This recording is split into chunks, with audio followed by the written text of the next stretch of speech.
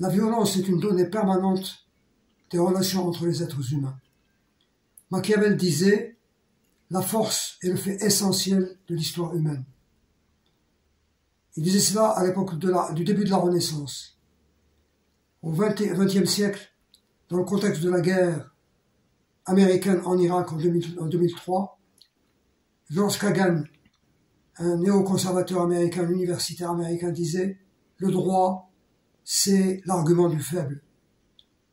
En effet, on constate que, malheur aux faibles, les rapports de force sont dominants.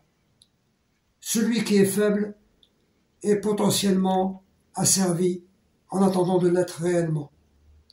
C'est la raison pour laquelle il y a une course aux armements.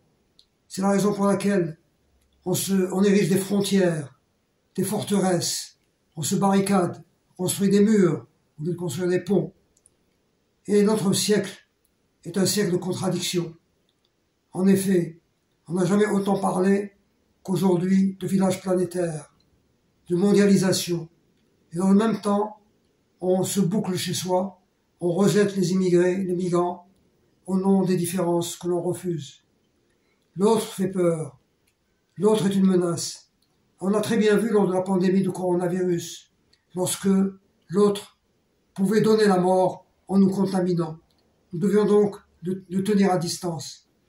Plus que jamais, la violence prévaut dans les relations entre les êtres humains. Mais est-ce que pour autant c'est une fatalité? Non, ce n'est pas une fatalité.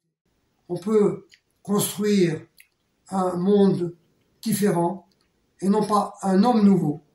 Le thème de l'homme nouveau est un thème utopique et c'est une utopie très dangereuse.